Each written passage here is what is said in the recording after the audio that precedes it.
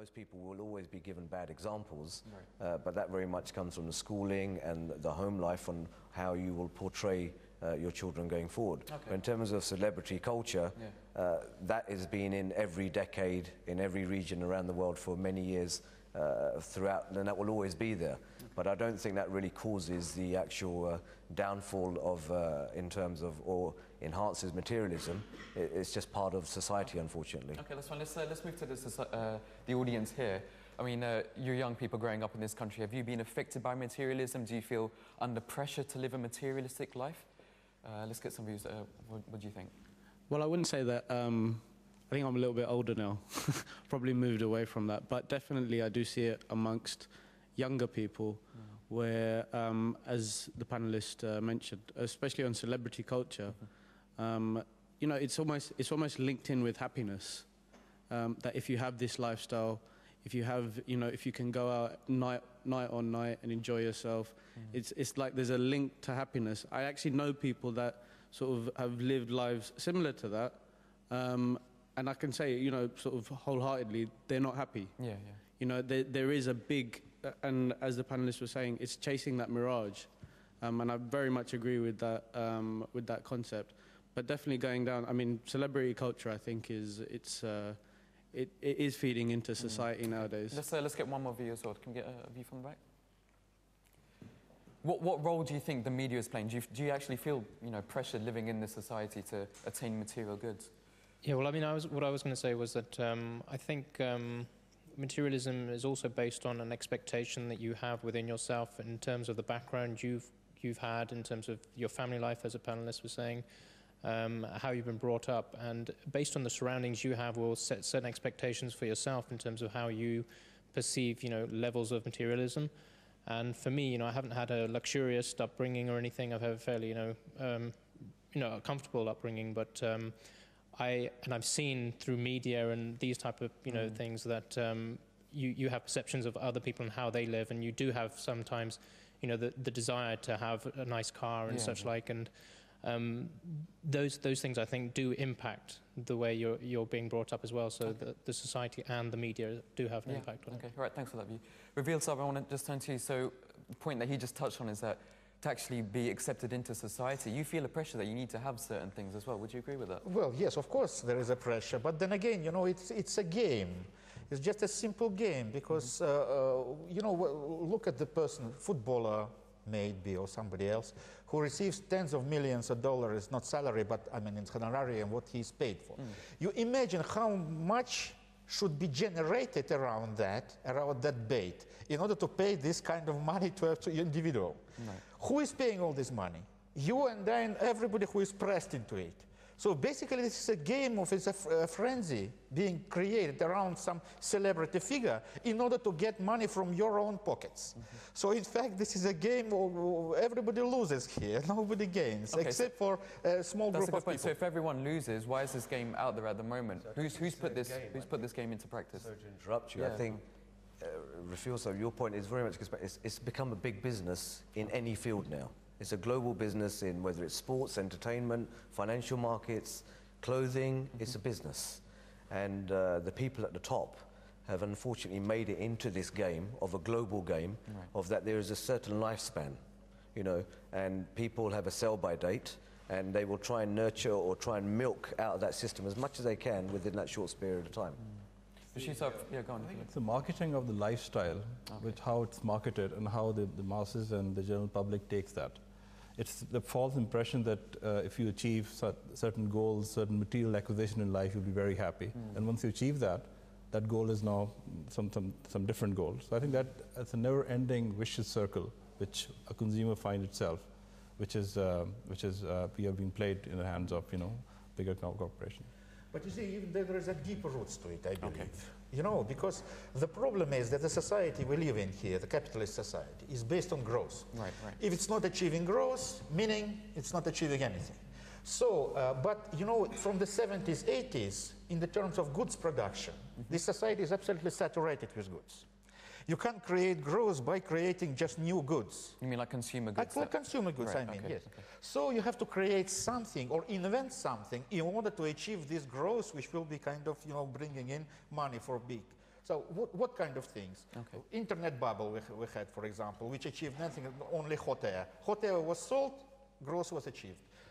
Today's crisis, it is the crisis of the same thing. You know, something was sold which was hot air in order to achieve growth, because otherwise growth could not be achieved. You know, outsourcing was done 20 years ago, so this margin is already, you know, spent. Internet margin already almost spent. And so in the society we live in, the engine of it is growth, so you have to invent. And so I am not afraid of present financial crisis, basically. So then I'm afraid looking forward to another one. Are you then saying that it's the consumer's fault for buying these goods? Consumer is never at fault, you know, he is a victim, basically, mostly. So then if that's the case, then there shouldn't the actual companies that make these products, governments, shouldn't they have more of a responsibility to look after the consumer then?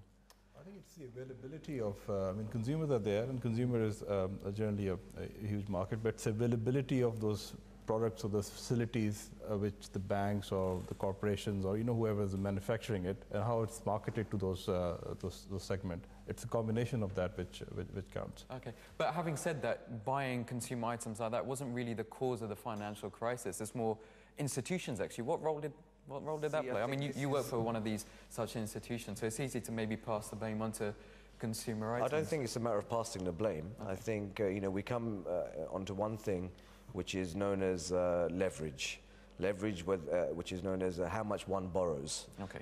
And it comes back down to the earlier point I made, is in terms of how your education has been, how your upbringing has been, it very much you live within your means. Okay. Now, in terms of answering your direct point of that the bankers or the financial institutions were at fault, at the end of the day, they were at fault for in terms of creating a bubble, which the fuse that was lit to that wasn't the actual financial institutions as such. It was society, it was customers, it was individuals, because people borrowed far more than they could afford to repay back. Now, in the society that we live in the West, it is seen that you have to borrow money to actually buy a property, buy a car, etc., etc. But when you do these things, you should do them with the knowledge of that you have to repay this debt back. You know, it's not a free check written out to someone. Okay, I just want to move on. Bashir Saab, do you think we should just ban borrowing? Is that the cause of all this problem? No, I think if you see the Western economies and you compare them with emerging market and countries where you don't have debt, I think the best comparison is that in the Western economies you're financing the lifestyle. Basically, you know, you have the ability to borrow from the banks to buy a house. You have the ability to borrow from the bank to buy a car or whatever, and so on and so forth. Right. And the developing countries, that facility is not there, so the people are not really exposed to it. So that's why there's low level of leveraging there. And I've seen certain countries where banks have become more active and they've started financing, there's a credit card, and those economies are also turning into a credit-linked or credit-based economies. So it's, I think the availability of credit is what makes the difference. I mean, people were borrowing, and I mean, if you see in the last, well, not really in the last 12 months, or maybe going back 3 or 4 years, people were borrowing 5 times or 6 times their multiple of the salary when they, you know, when they're getting those mortgages and the credit cards. So the entire society was sort of driven by credit. You've asked the question a number of times, who was to blame? Right. I think in a nutshell, if you know, the actual credit crisis is very separate to a consumer recession at the moment. You know, it's very different subjects. And the fact of the matter is, at the end of the day, we get back to the same point. Consumers had too much debt, okay? They didn't control that debt. And the time that the banks who have faced these crises now have turned the tap off to them of not lending them any more money, they have every right to do that, okay? But however, that's where the tandems are, that is a completely different topic there altogether. So I think in terms of who's to blame, they're all to blame across the board. Lack of regulation from the banking sector, but in terms of consumer appetite of how much debt they took on, which wasn't, they can't manage it. Let's look at the banking sector. Even within that, there's a whole concept of greed as well. I mean, when you agree, we've talked about in the news right now, everyone's talking about the bonuses that bankers are getting as well. So how do they cope with that? Now the general media is portraying that there has to be one individual to blame, for example. And at the end of the day, when the times are good, between, you know, if you look at the 90s to the early 2000 parts, growth was so significant, worldwide growth. It was very much dependent on what the financial sector was doing worldwide. And as the financial markets and the sector grew, the Chinese appetite grew, the emerging market appetite. It was all related to the financial markets because they were growing at such a steady growth.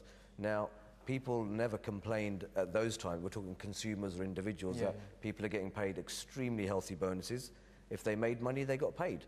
But now, because there is the media with the politicians looking to someone to blame directly, the actual bonuses they pay out are fairly insignificant in terms of the global picture of how much is debt on the table. It's very insignificant. But the media always wants to portray the villain in some sense of who they can portion the blame to. Okay, so we've separated consumer debt and we've separated the financial crisis.